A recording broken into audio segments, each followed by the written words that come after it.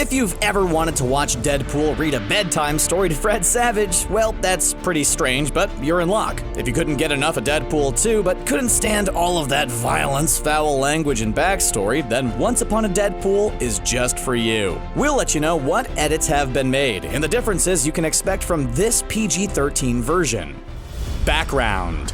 Hey, remember Deadpool's backstory from the first movie? How he was a mercenary named Wade Wilson who found out he had a terminal form of cancer and underwent experimental treatment to try to find a cure. Well, hopefully you kept that in mind when you went to the theater to see Once Upon a Deadpool, because they just breezed over pretty much all of our hero's extensive backstory. Having cancer is kind of a big deal, and those dangerous treatments are the reason Deadpool has his powers today. But it turns out all of that backstory and cancer stuff had a lot of violence and swearing involved, so it was mostly omitted from Once Upon a Deadpool. This doesn't sound quite so bad until you realize that this information is necessary for the beginning of Deadpool 2 to make sense. When he enters the ultra high-tech prison icebox, Deadpool has a collar placed around his neck, which mutes his healing ability. This wouldn't be too big of a deal, except for, the whole cancer thing, which wasn't mentioned in Once Upon a Deadpool. Instead, we jumped right into Deadpool and Fire Fist being roomies, without any build-up to it.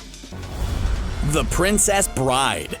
Long before he made his appearance on the big screen, Deadpool had become a cult classic comic book character. So what better way to earn some extra holiday cash, and by that we mean create an exciting cinematic experience, than combining it with another cult classic. The Princess Bride has no shortage of fans, and hopefully most of them also enjoy Deadpool. According to actor Ryan Reynolds, Fox had been asking him to work on a PG-13 version of Deadpool for years, and he had always declined to be involved with it. He had two conditions for this, and the first was that a portion of the proceeds go to charity. Wow, that's actually surprisingly sweet. But the next condition is less so. Reynolds said convincing Fox to let him kidnap Fred Savage was even more difficult than getting them to agree to part with some of their beloved cash. Because so much of the story and jokes were lost when the movie went from an R to PG-13 rating, these Princess Bride references are intended to make up for that. The framing device of Reynolds reading the story to Savage is an homage to the classic movie, and there is no shortage of Princess Bride jokes for devoted fans to notice. If anything, this movie is a great excuse for watching The Princess Bride yet again. Fridging.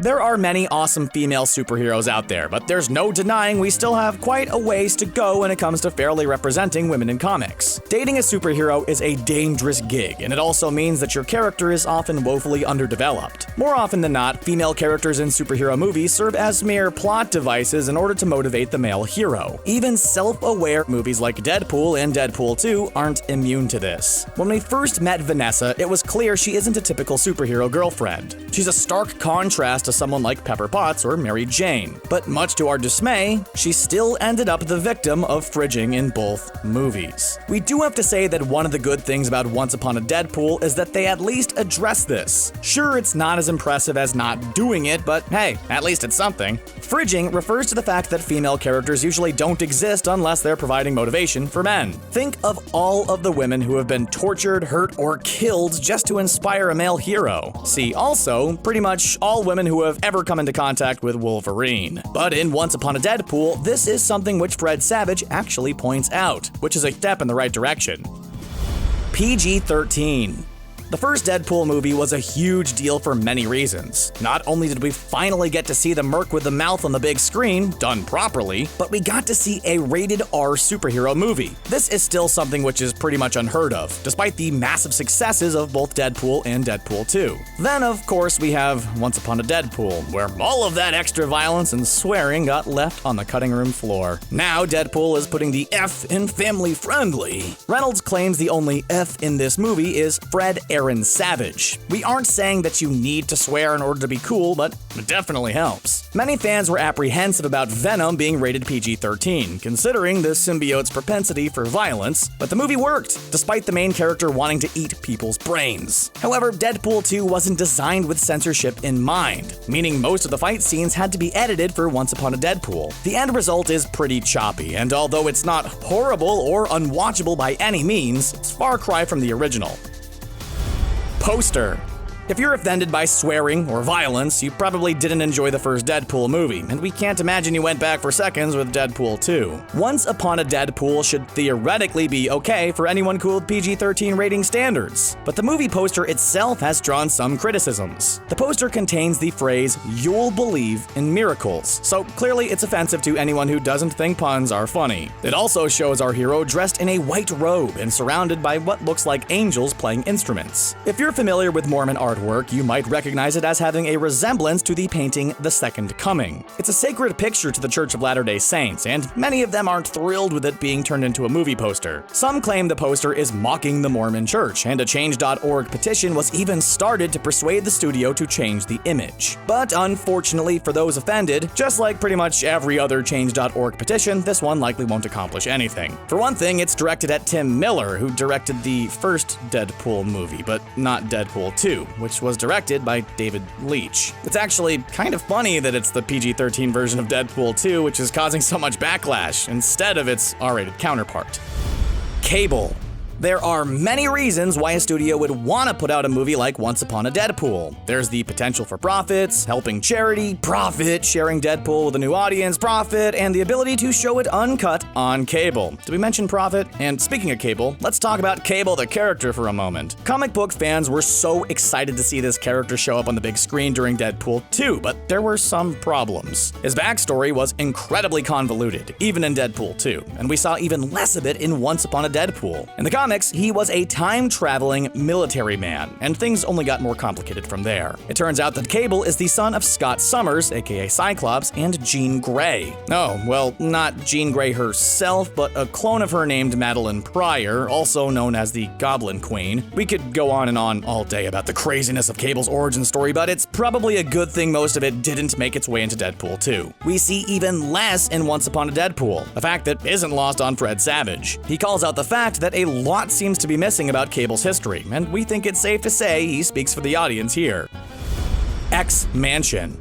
If you're a fan of Deadpool 2, then you've probably had the joy of watching the Deadpool 2 Super Duper cut already. If so, one of these scenes in Once Upon a Deadpool won't be a total surprise for you. While this scene was cut from the theatrical release of Deadpool 2, it was too good not to include somewhere. Some scenes which get cut are too brief to be worth mentioning, but not when Deadpool heads to the XMansion. Everyone knows that Deadpool has some problems being a team player on the battlefield, but this carries over to his experiences at home as well. Have you ever wanted to see Wade Wilson organizing a refrigerator with more practical labels? Then you'll definitely want to head to the movie theater to check out Once Upon a Deadpool. Now you can finally see Deadpool in a button-up shirt talking about hunting dust bunnies and trying to get along with his new roommates. Okay, so the scene is actually a lot better than we made it sound. If you haven't had the opportunity to see the Deadpool 2 Super Duper cut yet, this is definitely a scene you'll love in Once Upon a Deadpool.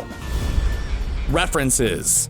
Obviously, many things have gone on in the world since Deadpool 2 came out, so it's natural fans could expect some updated references. One possible topic could be the Disney and Fox merger, which is now official. Many people expect the Avengers and X-Men to get together at some point, and even thought that Once Upon a Deadpool might include some hints or insights about how this could go down. But if you were expecting this, prepare to be disappointed. You won't be hearing any new references to anything besides the Princess Bride, which on one hand is great, because the Princess Bride is awesome, but on the other hand, it feels like a missed opportunity. In the original Deadpool 2, there were some references to Thanos and the Incredible Hulk, and you can enjoy these all over again. But there aren't any new funny jokes or tantalizing clues about the Disney-Fox merger in Once Upon a Deadpool. We know, we're upset too.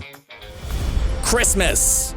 If you think about it, the Christmas season and superheroes both have a lot of really enthusiastic fans, so it kinda makes sense that you'd want to combine these two things into one profitable enterprise. During a trailer for Spider-Man Into the Spider-Verse, we saw a Christmas album released by Spider-Man. This album features such hits as Spidey It's Cold Outside, Spidey the Snowman, and it's beginning to look a lot like a non-denominational holiday. And we've even learned that at least 2 holiday Spider-Man songs are actually being produced. The advertising for Once Upon a Deadpool made it look as though we could add this one to our favorite holiday movie collection, right next to Die Hard. But alas, despite the advertising and Deadpool in a Santa Claus hat, this movie really has nothing to do with Christmas, or any holiday for that matter. It would have been really fun to put a holiday spin on this movie, but that's not the case. If you were expecting Deadpool-themed holiday songs, we hate to disappoint you, but there aren't any in Once Upon a Deadpool.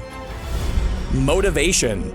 We all know that Ryan Reynolds had been eager to do a Deadpool movie for years, and he might just be the most enthusiastic actor out there. According to Deadpool, the motivation for Once Upon a Deadpool is it's a family movie. Also money. Also Disney. Sure, part of the proceeds are going to a cancer charity, which we appreciate, and reportedly got Reynolds interested in the project, but is the studio's inspiration for this something as simple as dollars and cents? Surprisingly, the motivation for Once Upon a Deadpool may have more to do with scheduling and less to do with bags full of money with dollar signs drawn all over them. The holiday season affects movie studios too, and Fox has had to do some major reshuffling. The release slot of Once Upon a Deadpool was supposed to be filled by Alita: Battle Angel, which got moved to February. This meant the movie could avoid clashing with films like Aquaman, Mary Poppins Returns, and Bumblebee. Really, who else but Deadpool is crazy enough to go up against Mary Poppins? The next big Fox superhero movie is Dark Phoenix, which got moved to the summer, meaning the studio had to have something to offer during the holiday season. Once Upon a Deadpool was a cheap, easy solution, practically guaranteed to make money.